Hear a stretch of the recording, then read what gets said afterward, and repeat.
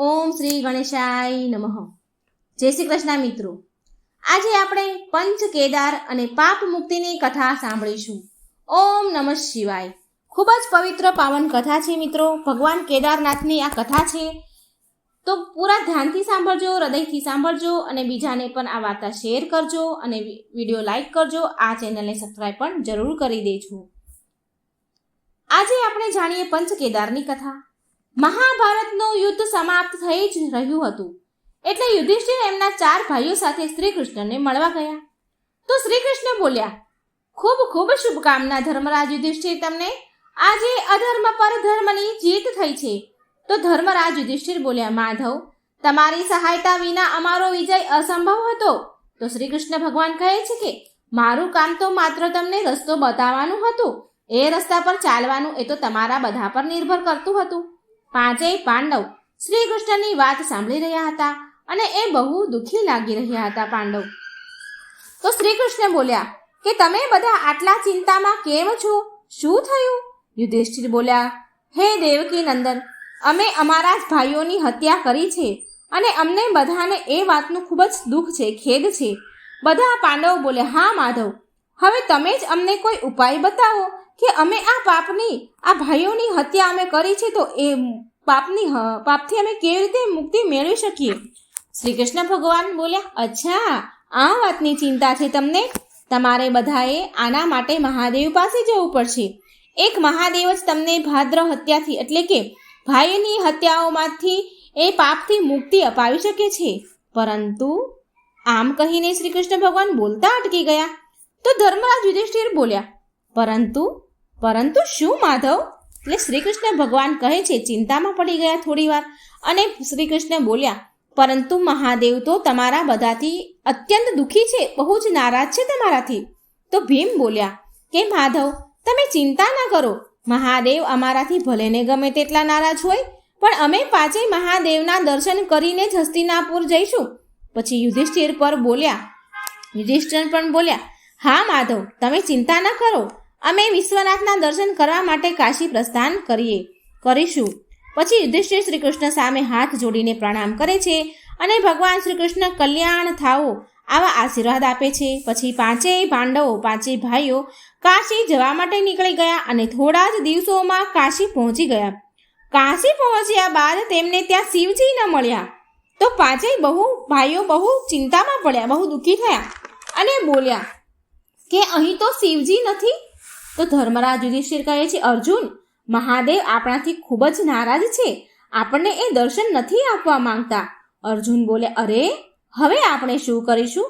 અરે રે મહાદેવ, હવે શું કરીશું? અરે હવે કેશવ, માધવ, તમે જ અમને રસ્તો બતાવી શકો છો. આમ ભગવાન શ્રી કૃષ્ણને પ્રાર્થના કરી. પછી શ્રી કૃષ્ણ ત્યાં પ્રગટ થયા અને બોલ્યા, પાર્થ, મેં તો તમને પહેલા જ કહ્યું હતું ને કે મહાદેવ તમારાથી અત્યંત રૂષ્ટ છે, મહાદેવ તમારાથી અત્યંત દુઃખી છે, નારાજ છે, અને એના માટે મહાદેવ પ્રત્યક્ષ તમને દર્શન આપવા નથી માંગતા. અર્જુન બોલ્યા, તો પછી અમે આ ભાત્ર હત્યામાંથી એટલે કે ભાઈ હત્યામાંથી, પાપમાંથી કેવી રીતે મુક્ત થઈશું? ભાઈની હત્યાનું પાપ જે લાગ્યું છે એનાથી મુક્તિ કેવી રીતે મેળવી શકીએ અમે? શ્રી કૃષ્ણ બોલ્યા કે મુક્તિ તો તમને માત્ર ને માત્ર મહાદેવ જ અપાવી શકે છે અને તે તમને પ્રત્યક્ષ દર્શન દેવા પણ નથી માંગતા. માટે એ કાશીથી અંતર્ધ્યાન થઈને તેમના પ્રિય સ્થળ કેદારમાં ગયા છે. જો તમારે એના પ્રત્યક્ષ દર્શન કરવા છે તો તમારે કેદાર ક્ષેત્રમાં જવું પડશે. ધર્મરાજ યુધિષ્ઠિર બોલ્યા, સારું માધવ, એમના દર્શન કરવા માટે તો અમારે ભલે ને કેદારનાથ જવું પડે, અમે બધા જ જઈશું. પાપથી મુક્તિ મેળવવા માટે અમે બધા જ જઈશું. મુક્તિ મેળવીને જ પાછા અમે આવીશું. શ્રી કૃષ્ણ બોલ્યા, કલ્યાણ થાઓ તમારું. આમ કહીને ત્યાંથી અંતર્ધ્યાન થઈ ગયા. 5 ભાઈ હવે કેદારનાથ જવા માટે નીકળી ગયા. થોડા દિવસ પછી એ કેદારનાથ પહોંચ્યા. શિવજી પાંડવોને ત્યાં જુએ છે અને પાંડવોને જોતા જ તે ક્રોધમાં આવી ગયા. પણ પાંડવોએ હજી શિવજીને નહોતા જોયા. તો શિવજી મનમાં ને મનમાં એમ બોલ્યા કરે છે કે આ પાંડવો તો અહીં પણ આવી ગયા, પણ હું આમને દર્શન દેવા નથી માંગતો, હું એમને દર્શન નહીં આપું. હું બળદનું રૂપ ધારણ કરીને પેલા ગાયો અને બળદના જે ટોળામાં છે એમાં જતો રહીશ. પણ હું પાંડવોને દર્શન નહીં આપું. હું એ ગાયના ટોળામાં બળદ બનીને જતો રહું છું. પાંડવો મને ક્યારેય શોધી નહીં શકે. પછી શિવજી બળદનું રૂપ ધારણ કરે છે અને જ્યાં ગાયો અને બળદના ટોળા હતા એમાં જતા રહ્યા, એની અંદર ભળી ગયા. પાંચેય પાંડવ કેદારનાથમાં આવ્યા અને શિવજીને શોધી રહ્યા હતા. તો અર્જુન બોલ્યા, ભાઈ યુધિષ્ઠિર, અહીં તો ક્યાંય માધવ દેખાતા નથી. તો શ્રી કૃષ્ણએ કહ્યું, એ અહીં જ છે. શ્રી કૃષ્ણએ તો એવું કહ્યું હતું કે એ અહીં જ છે. યુધિષ્ઠિર બોલ્યા, હા અર્જુન. એટલામાં ભીમની નજર પશુઓના ટોળામાં પડે છે કે બધા બળદોમાંથી એક બળદ એકદમ અલગ દેખાઈ રહ્યું છે. આવું તો એ મનમાં વિચાર કરે છે ભીમ, અને આ જોઈને ભીમને બહુ આશ્ચર્ય થાય છે. અને પછી યુધિષ્ઠિરને કહે છે કે ભાઈ જુઓ, પેલા બળદને તમે જુઓ, એ તમને બીજા બળદો કરતાં કંઈ અલગ નથી દેખાતો? યુધિષ્ઠિર બોલે, હા ભીમ, તે બળદ તો બધા કરતાં અલગ જ છે. પછી ભીમ થોડા હસ્યા અને બોલ્યા કે અચ્છા, તો આ વાત છે મહાદેવ. અર્જુન આ સાંભળીને બોલ્યા કે શું થયું ભાઈ ભીમ? તો ભીમ બોલ્યા કે ભાઈ જુઓ, હવે હું શું કરું છું. પછી ભીમ એનું વિશાળ રૂપ ધારણ કરે છે. એમના બંને પગ વચ્ચે ફેલાવી દે છે. એના બંને પગ મોટું રૂપ કર્યું અને બંને પગ પોળા ફેલાવી દીધા એમણે. પહાડોની વચ્ચે એવી રીતે આસપાસ ફેલાવી દીધા એમણે. ભીમ બોલ્યા કે મને ખબર પડી ગઈ છે કે મારા ભોળાનાથને એક બળદનું રૂપ ધારણ કરી લીધું છે. મને બધી જ ખબર પડી ગઈ છે. અમને ભરમાવા માટે, અમને ધામારને ભટકાવવા માટે હવે બધા જ પશુઓ મારા બે પગ વચ્ચેથી ચાલ્યા જશે. મહાદેવે અમને ભરમાવા જ માટે આવું રૂપ ધારણ કર્યું છે. હવે આ જ બધા જે ટોળામાં જે બધા પશુઓ છે એ બધા જ મારા પગની વચ્ચેથી ચાલ્યા જશે, પણ મહાદેવ મારા પગ વચ્ચેથી નહીં જાય. અને થયું પણ એવું જ મિત્રો.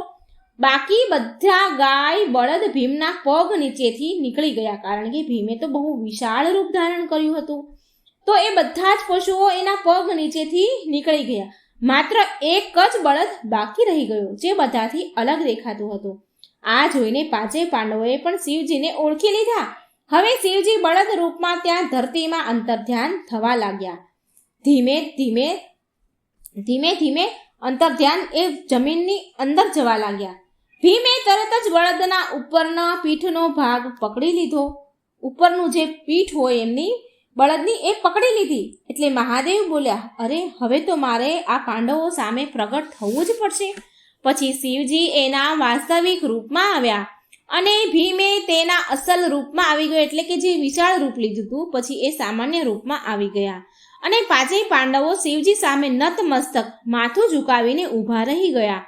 પછી શિવજી બોલ્યા કે હું તમારી ભક્તિ અને દ્રઢ નિર્ણયથી જોઈને પ્રસન્ન થયો છું. હું તમને પાંચેયને ભાઈને ભાઈ હત્યાના પાપની મુક્તિથી તમને મુક્તિ પ્રદાન કરું છું.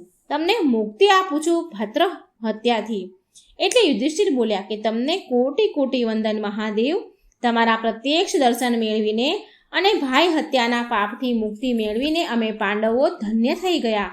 ત્યારે ભગવાન શ્રી કૃષ્ણ ત્યાં પ્રગટ થયા અને બોલ્યા, હે મહાદેવ, ભૂમિમાં અંતર્ધ્યાન થતા સમયે તમારી પીઠનો ભાગ અહીં જ સ્થાપિત થઈ ગયો છે.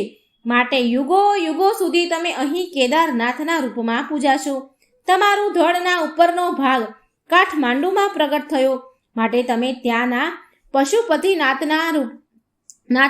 પશુપતિનાથના રૂપમાં પૂજાશો.